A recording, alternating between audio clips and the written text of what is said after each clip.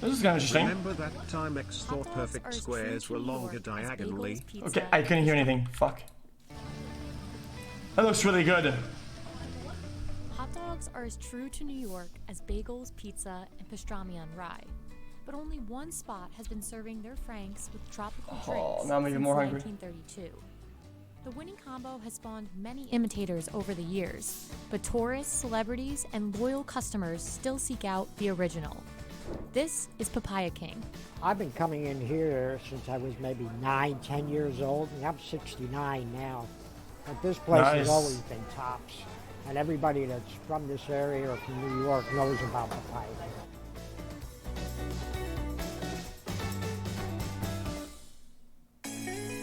Legendary We're Eats. in Manhattan, where hot dogs are basically around every corner in the city, and we're gonna head to the place that New Yorkers have been going for practically the last 90 years, Papaya King. But before they were selling hot dogs, they were selling something much different. So let's go find out. I feel like everybody always makes a big deal out of some of the food in New York. Anybody who lives there in chat can tell us, is it does that have any validity, or is it just some whatever? Arguably the best hot dog in New York City by food icon Anthony Bourdain. For me, there's nothing better than a Papaya King to tamp it all good. down, send me off into the arms of Morpheus properly. It's the gold standard. And praise for the restaurant has led many imitators across the city to serve a similar tropical drink and hot dog combo. But contrary to popular belief, these lookalikes have no connection to Papaya King. The biggest misconception in New York City, and I deal with it every single day of my life, is that, oh, you're on 72nd Street. Oh, you're on 14th Street and 1st Avenue. This is the original Papaya King. A lot of the younger generation has no idea, no clue which is which. Copycats, man. But I guarantee you, you go to these other places, totally different product. Before Papaya King became a destination for hot dogs, it wasn't Papaya King at all. It started as a juice bar called Hawaiian Tropical Drinks, opened by Greek immigrant Gus Poulos. He stumbled upon the most Can you please stop watching this? I'm vegan. I'm sorry, man. It's just a hot dog, man. Chill out, dude. Came back from Cuba. He said, "Oh my God, I have to open up something in New York City that I could use the papaya fruit." So Hawaiian Tropical Drinks was born. We are the first juice bar in America. So all these other guys came 65 years after us. But 2 years later, a customer walked in wanting more. 1934, a customer came into the store and said, "What do you have for lunch? I'm starving." He's like, "Well, I brought some frankfurters from home." The guy's like, "I'll take them." And the rest is history. So in 1963... Oh, cool, man. That's kind of awesome. Some Franks. No longer Hawaiian Tropical Drinks. Why are they called Franks anyway? A combination of salty, sweet, and fresh fruit. So it's kind of like the devil and the angel in the same location. Hot dogs are delivered each morning at 6 from a local factory. Papaya King employees wearing bright yellow shirts, undoubtedly made to match the shop's signature neon sign, ready themselves for the lunch rush. On an average Monday through Wednesday, we go through 250 to 300 pounds of hot dogs a day. All right, it's 10 to a pound, so 3,000 hot dogs a day. On the weekends, we go anywhere from 4,000 hot dogs a day to 4,700 hot dogs a day. Chat, when I went to the Frankfurt airport, Wayne says the most I popular noticed the girls order were is the pretty original hot. combo.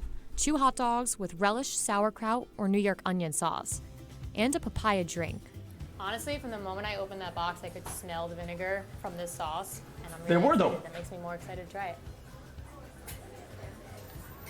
It's a snappy hot dog, for sure. And I really like the customs guard, they had MP5s. Zingy was the way that Wayne described it to me, kind of tangy. You really get that vinegar. Although hot dogs are the assumed star of the show, Papaya King's signature juices are just as popular. What about this combination of juice and hot dogs do you think is so appealing to customers? Well, you have a salty and a sweet kind of concept. So our drinks are fresh, they're natural, it's as digestive as You're getting the juice. It seems. It sounds crazy having a beef hot dog with a fresh juice or a tropical drink, but it works. Because it's the best combination for me. I enjoy it every time. That's pretty good. And it's enough. I'm not too full. After I get out, I'm just right. Okay, Food is, chat, is a staple. one more link. It's not just a snack. And the papaya is great with vodka. All day we've been talking to people, and they, for the majority, said that they get their dogs with the New York onion sauce, and they always get. Guys, I really like food videos, but that didn't look really good. It just didn't. Ooh, it looks really good though. One after like this. Oh, it looks really good though. I'm sorry, vegan Andy's. One last video Chicago like that. is home to plenty of burger spots, but few can call themselves an underground oasis for politicians, celebs, and journalists. Over 85 years, this restaurant has evolved into one of Chicago's most iconic culinary landmarks. And although it's hidden beneath the city's bustling Avenue, it's become a required stopping point for both hungry locals and visitors. It's because of the history here. Places like these are hard to find. Good old mom and pop shops, you know, with the old culture food. And nothing's changed. The food for years has been the same here. This is Billy Goat Tavern, and it's been cooking up its legendary cheeseburger since the 1960s. Step inside Billy Goat Tavern. I actually like that a lot. That made me smiley face. That's just enough onion, dude. Really good. Dude, they never put enough onions in my things, man. And you're instantly overwhelmed with its history. The underground shop is covered in a collage of news clips, pictures of celebrities and politicians, and of course, notes of high praise for its legendary cheeseburger. Cheeseburger, cheeseburger, cheeseburger. Cheeseburger, cheeseburger, double is the best. Billy Goat's burger is sandwiched in between two halves of a Kaiser roll bun. In between the bun is a juicy, thin slab of fresh, all-natural beef and 2 slices of cheddar cheese.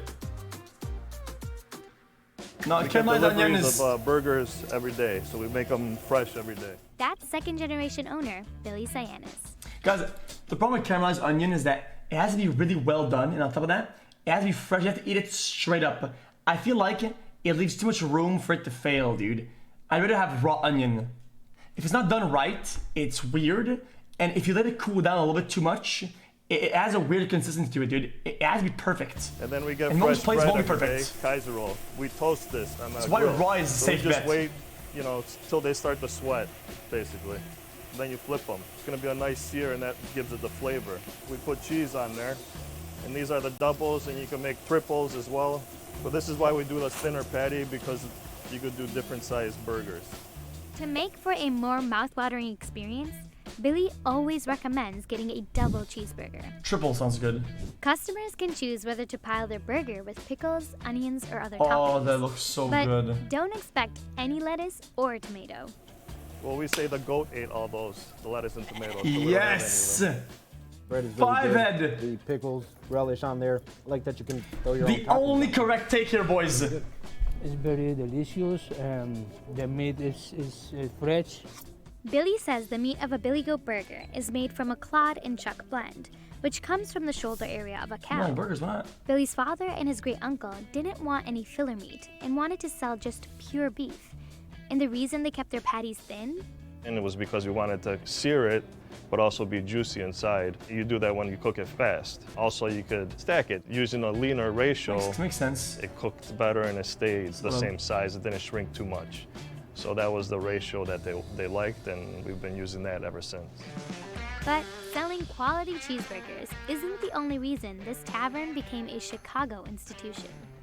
The original Billy Goat Tavern was born in 1934 across from the Chicago Stadium, now known as the United Center, when William purchased the Lincoln Tavern for only $205. Yeah, I want a burger now too. After a few months of being open, a goat fell off a truck and landed in front of the door and brought it in as the customers came in, and he saw that the reaction of the people, they liked it, and so he decided to keep it, and he used that as a mascot. From then on, William was known as Billy Goat. He adopted the goat, grew a goatee, changed the name of the bar to Billy Goat Tavern, and made the goat part of That's not a real story, is it? Started taking the goat to different events. Across the street was the Chicago Stadium, so he used to take it to political events, sporting events. He used to hide the goat in like a suitcase or something. Billy Goat's stunts continued to grant him local fame, and in 1964, he moved his tavern to where it is today, underground, right in the middle of the city. The tavern has since expanded to 8 locations across Chicago. That's kind of cool. So delicious, and it's cheap. Cheeseburger, cheeseburger, cheeseburger. This guy did. Cheeseburger, cheeseburger, cheeseburger, cheeseburger, no fries, chips, no Pepsi, Coke. That's Sam Cyanis, nephew of Billy Goat Cyanis, who's still yelling out their iconic catchphrase. Cheeseburger, 1 Pepsi, 1 cheap. Cheeseburger, Pepsi, cheap. Back in the 60s, my dad and other cooks were mostly Greek. Some of them came straight from Greece. They didn't know a lot of English. So what they first learned was what was on the menu. So when a customer comes in and they place the order, they yell out the order. So what do you have? Cheeseburger next, cheeseburger next, cheeseburger, cheeseburger. And it sounded like you were getting yelled at, but they were just telling you what was on the menu. Billy Goat's catchphrase became so well loved by customers that Saturday Night Live writer and Billy Goat regular Don Novello turned it into a popular sketch on the show's 3rd season. Cheeseburger, cheeseburger, cheeseburger, 4 Pepsi, 2 chips. From then on, Billy Goat gained national fame and even Cool, received man. high praise from food icon Julia Child. Very good. It's an institution in Chicago. It's a great place to be. That's a pretty awesome video. I like that. This place feels like home, so it's not anything like different, but I appreciate that people recognize the place and they come here to eat and have a good Cool, time. man. This punk video,